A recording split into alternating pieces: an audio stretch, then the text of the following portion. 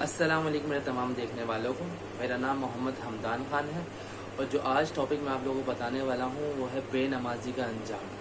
جیسا کہ last topic جو میرا تھا نماز کے فضائل کے، اس کی اہمیت کے بارے میں تھا، تو آج کیونکہ جس چیز کے فضائل ہوتے ہیں، جس چیز کی اہمیت ہوتی ہے، جس چیز کو کرنے کا ثواب ہوتا ہے، تو اوبویس ہے اس کو چھوڑنے کا گناہ بھی بہت بڑا ہوتا ہے۔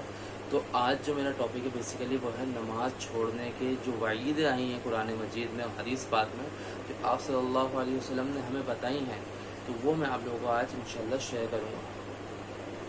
جب نماز کوئی دیکھیں کہ دین کا ستون ہے، جب ایک مومن شخص کلمہ پڑھ لیتا ہے تو سب سے پہلا جو دین کا احکام ہم پہ فرض ہوتا ہے وہ نماز ہے۔ تو اس کے بہت فضائل ہیں جو کہ چند میں نے اپنی لاسٹ ویڈیو میں ذکر کیے تھے، لیکن جتنے بڑے فضائل ہوتے ہیں پھر اس کو چھوڑنے کی اتنی بڑی ہی وعیدیں ہوتی ہیں۔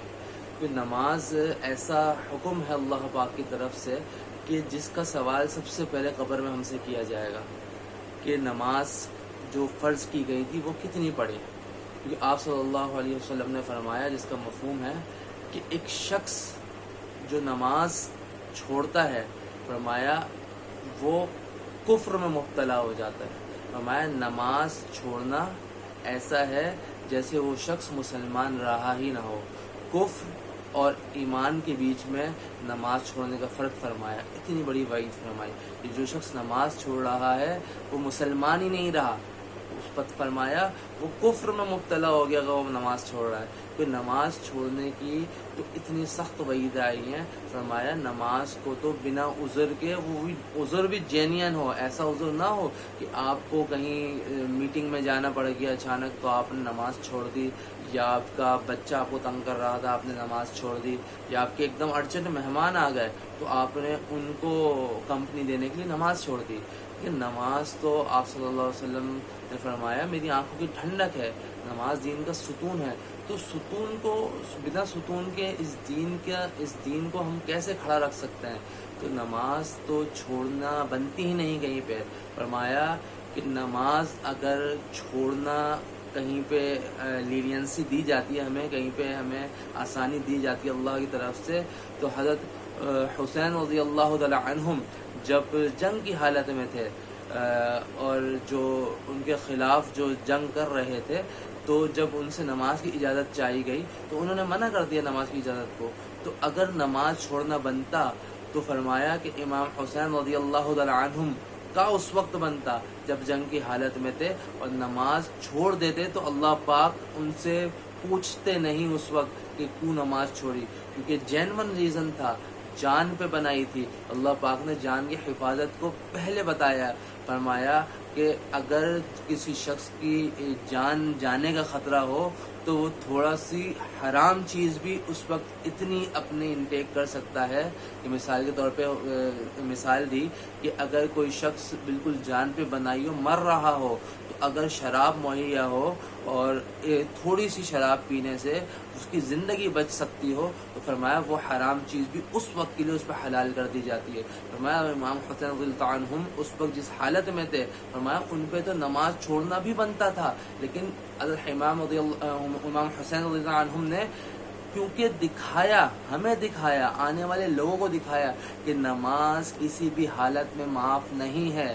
آج ہم مسلمان کیا کر رہے ہیں؟ آج ہم تھوڑی سی اپنی سستی کی وجہ سے، تھوڑے سے کسی کو کمپنی دینے کی وجہ سے، اپنے تھوڑے سے عام مہمانوں کی وجہ سے ہم اتنا بڑا اللہ کا حکم توڑ دیتے ہیں۔ فرمایا اس کی اتنی بڑی بڑی وعیدیں آئی ہیں کہ آپ صلی اللہ علیہ وسلم نے فرمایا، جس کا مفہوم ہے کہ جو شخص فرض نماز جان پوچھ کے چھوڑ دے وہ کبیرہ گناہوں کے دروازوں میں سے ایک دروازے پہ پہنچ جاتا ہے۔ فرمایا جو شخص فرض نماز چھوڑتا ہے جہنم کے دروازے پر اس کا نام لکھ دیا جاتا ہے، اور فرمایا اس فرض نماز چھوڑنے کی وجہ سے وہ جہنم میں ضرور جلے گا۔ ایک اور جگہ آپ صلی اللہ علیہ وسلم نے فرمایا، جس کا مفہوم ہے کہ جو شخص ایک فرض نماز بنا کسی عذر کے وقت پہ نہیں پڑھتا، چھوڑنے کا ذکر نہیں کیا یہاں پہ، یہاں فرمایا صرف وقت پہ نہیں پڑھتا. مثال کے طور پہ ظہر کا وقت ہوا اور ظہر کے وقت کی نماز اس نے ظہر کے وقت نہیں پڑھی. اس نے کہا کہ ابھی میں مصروف ہوں, میں کوئی کام کر رہا ہوں, پیپر کی تیاری کر رہا ہوں, XYZ. اس نے کہا میں عصر میں یا مغرب میں ملا کے پڑھ لوں گا, جو کہ آج کل رواج ہے لوگوں کا. اگر کہیں باہر گھومنے جاتے ہیں, پکنک پہ جا رہے ہوتے ہیں, تو فجر اگر پڑھ لی گھر میں تو پڑھ لی, پھر عشاء میں جب واپس آتے ہیں تو ظہر, عصر, مغرب, عشاء سب ملا کے پڑھتے ہیں. تو آپ صلی اللہ علیہ وسلم نے فرمایا, جس کا مفہوم ہے کہ جو شخص بنا کسی عذر کے ایک نماز کو وقت پہ نہ پڑھے, بھلے اس کی قضا بعد میں کر بھی لے, تو فرمایا وقت پہ نہ پڑھنے کی وجہ سے وہ ایک حکم جہنم میں جلے گا. ایک حکم کی مقدار کیا فرمائی؟ فرمایا ایک حکم 80 برس کے برابر ہوتا ہے. فرمایا ایک برس 365 دن کا ہوتا ہے. اور فرمایا کہ جہنم کا ایک دن اس دنیا کے 1000 سال کے برابر ہوتا ہے. تو فرمایا کہ ایک حکم کی مقدار اگر کیلکولیٹ کی جائے اس دنیا کے اعتبار سے تو 2,88,00,000 سال بنتی ہے. فرمایا صرف ایک نماز وقت پہ نہ پڑھنے کی وجہ سے وہ شخص اتنے 2,88,00,000 سال جہنم میں جلے گا. یہ آپ صلی اللہ علیہ وسلم کی حدیث کا مفہوم ہے اور حق ہے اور سچ ہے. اس میں کوئی دو رائے نہیں کہ اس میں کوئی شک ہو کہ یہ 2,88,00,000 برس بہت ہوتا ہے. بالکل جلے گا وہ, اگر کوئی شخص وقت پہ نماز نہیں پڑھ رہا جان بوجھ کے بنا کسی عذر کے. فرمایا اتنی بڑی وعید ہے. فرمایا کہ جہنم میں ایک وادی ہے لم لم جس کا نام ہے. فرمایا وہاں پہ ایسے سانپ ہیں, فرمایا اونٹ کی گردن کے برابر موٹے سانپ ہیں. فرمایا لمبائی کے معاملے میں لمبائی کتنی ہے اس کے بارے میں فرمایا کہ 1 مہینے کی مسافت, یعنی ایک شخص 1 مہینے تک چلتا رہے جو سفر طے کرے گا اتنی مسافت کی ان کی لمبائی ہے. فرمایا جو شخص نماز چھوڑتا ہے, فرمایا اللہ پاک اس کو ان کے ذریعے عذاب دلوائیں گے. فرمایا جہنم میں ایک اور وادی ہے, فرمایا وہ بچھوؤں سے بھری ہوئی ہے. فرمایا خچر کے برابر بڑے بڑے بچھو ہیں وہاں پہ. فرمایا اللہ پاک بے نمازیوں کو وہاں پہ ڈالے گا. فرمایا وہ اس کو ڈسیں گے, وہ اس کو کھائیں گے بے نمازی کو. فرمایا اتنی بڑی بڑی وعیدیں ہیں بے نمازی کے. تو یہ جو فرمایا حضور صلی اللہ علیہ وسلم نے حدیثوں میں, یہ حق ہے اور سچ ہے. فرمایا کہ آپ صلی اللہ علیہ وسلم کے زمانے میں جو کافر ہوتے تھے نا, منافق ہوتے تھے, جو آپ صلی اللہ علیہ وسلم کے دین کو نہیں مانتے تھے, ان کی ہمت بھی نہیں ہوتی تھی نماز چھوڑنے کی. وہ بھی ڈر کے نماز پڑھتے تھے, بھلے دل میں برا جانتے تھے اس دین کو, لیکن وہ بھی نماز نہیں چھوڑتے تھے. آج ہم مسلمان ہیں, ہمیں کیا ہو گیا ہے؟ اللہ پاک نے نماز پڑھنے پہ کتنی ہمیں فضائل بتائے ہیں آپ صلی اللہ علیہ وسلم کے ذریعے, ہم اس کو کیوں بھول جاتے ہیں؟ اور اتنی وعیدیں بتائی ہیں, ہم اس کو کیوں یاد نہیں رکھتے؟ یعنی آپ صلی اللہ علیہ وسلم رحمت للعالمین بنا کے بھیجے گئے.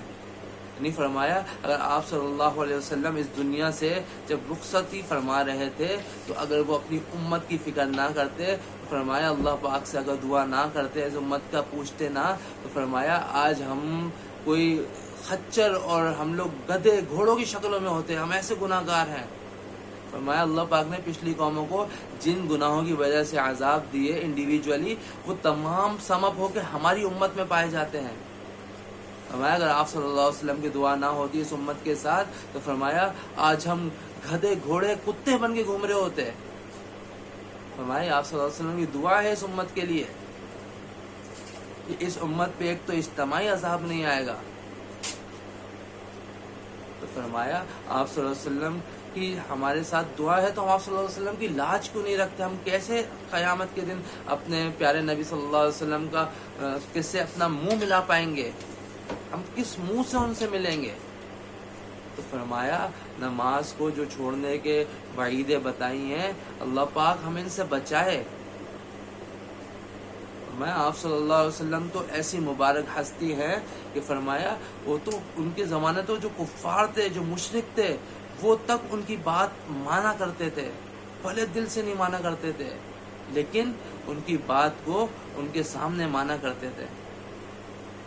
کہ آپ صلی اللہ علیہ وسلم فرمایا, اس کا مفہوم ہے کہ اللہ پاک فرماتا ہے جو شخص نماز پڑھتا ہے, یہ نماز اس کے لیے نور ہوگی, حساب کے وقت اس کے لیے حجت ہوگی. فرمایا جو شخص نماز نہیں پڑھتا قیامت کے دن نہ اس کے لیے کوئی نور ہوگا اور نہ کوئی حجت ہوگی. اور اور فرمایا اس کا جو حال ہوگا، اس کا جو حساب ہوگا وہ فرعون، حامان اور ابی بن خلف کے ساتھ ہوگا۔ فرمایا ہم جانتے ہیں فرعون کا حال کیا تھا، خدائی کا دعویٰ کرتا تھا، اللہ پاک نے کیا حال کیا، اس کا اختتام کہاں ہوا، اس کا آج تک عبرت بنا کے رکھا ہوا ہے اس کو میوزیمز میں۔ حامان اس کا وزیر، اللہ پاک نے اس کا کیا حال کیا۔ ابی بن خلف مکے کے بڑے مشرکین میں سے ایک مشرک تھا، جو کہ ہجرت سے پہلے آپ صلی اللہ علیہ وسلم کو نعوذ باللہ کہا کرتا تھا کہ اے محمد صلی اللہ علیہ وسلم میں نے ایک گھوڑا پال رکھا ہے، اس کو بہت اچھا کھلاتا ہوں پلاتا ہوں، میں ایک دن نعوذ باللہ اس پہ بیٹھ کے تجھے قتل کروں گا۔ آپ صلی اللہ علیہ وسلم سے جب اس کا مد مقابل ہوئے احد کی لڑائی میں، تو آپ صلی اللہ علیہ وسلم کی طرف بڑھا وہ آپ صلی اللہ علیہ وسلم کو شہید کرنے کے لیے نعوذ باللہ۔ تو صحابہ رضوان اللہ مجمعین جو کھڑے تھے انہوں نے سوچا کہ آپ صلی اللہ علیہ وسلم کی طرف پہنچنے سے پہلے ہم اس کو قتل کر دیں، یا آپ صلی اللہ علیہ وسلم نے انہیں روک دیا، یا آپ صلی اللہ علیہ وسلم کی طرف بڑھنے لگا تو آپ صلی اللہ علیہ وسلم نے ایک صحابہ رضوان اللہ اجمعین کے سے ایک برچھا لیا، چھرا لیا اور اس کی گردن پہ مار دیا۔ فرمایا معمولی سی خراش آئی،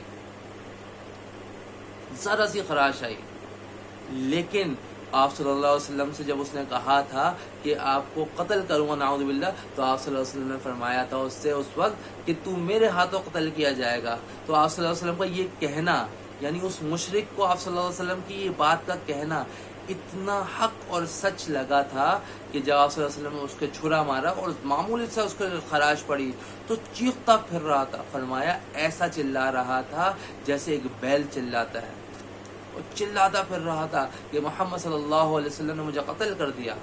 ابو سفیان جو اس لڑائی میں مشرکین کا بڑا دبدبہ اس کا تھا، اس لڑائی میں شرم دلانے لگا ابی بن خلف کو کہ اتنی معمولی خراش پہ تو اتنا چیخ رہا ہے، واویلا مچا رہا ہے۔ تو ابی بن خلف نے کیا کہا کہ محمد صلی اللہ علیہ وسلم کی بات حق ہے اور سچ ہے، انہوں نے مجھے کہا تھا مکے میں ہجرت سے پہلے کہ میرے ہاتھوں تو قتل کیا جائے گا، اب انہوں نے جو مجھے مارا ہے اس کا جو مجھے درد ہے، فرمایا کہ حجاز کے جتنے لوگ ہیں ان تمام میں تقسیم کر دیا جائے تو یہ درد ایسا ہے کہ کسی سے برداشت نہیں ہوگا، اس معمولی خراش کا درد ایسا ہے۔ تو فرمایا گیا اس میں سبق کیا ہمیں دیا گیا کہ آپ صلی اللہ علیہ وسلم کی بات حق ہے اور سچ ہے، جو آپ صلی اللہ علیہ وسلم نے فرما دیا وہ حق ہے اور سچ ہے۔ یہ بات مشرکین بھی جانتے تھے، یعنی آپ صلی اللہ علیہ وسلم نے اس کو کہا تھا میں تجھے قتل کروں گا، تو وہ اس کو اتنا پکا یقین تھا کہ ذرا سی خراش پر اس نے کہا اب میں مر گیا، یہاں تک کہ اس نے کہا کہ اگر محمد صلی اللہ علیہ وسلم مجھے اس بات کہنے کے بعد مجھ پہ تھوک بھی دیتے تو خدا کی قسم میں مر جاتا۔ تو ایک مشرک آپ صلی اللہ علیہ وسلم کی کہی ہوئی بات پہ اتنا ایمان رکھتا ہے، تو آج ایک مسلمان کا کیا حال ہے؟ ہم اپنے دربانوں میں جا کے ہمارا کیا حال ہے؟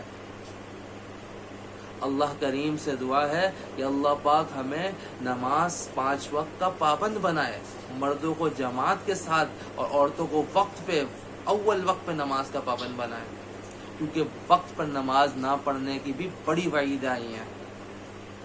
اللہ پاک سے دعا ہے کہ اللہ پاک ہمیں نماز پڑھنے کی 5 وقت توفیق عطا فرمائے اور نماز کو اس کے حق کے مطابق پڑھنے کی توفیق عطا فرمائے۔ کہ آپ صلی اللہ علیہ وسلم فرمایا اس کا مفہوم ہے کہ بدترین چوری نماز میں چوری ہے۔ صحابہ رضوان اللہ اجمعین نے جب پوچھا تو فرمایا کہ نماز میں چوری ہے اس کے رکوع و سجود ٹھیک طریقے سے نہ کیے جائیں۔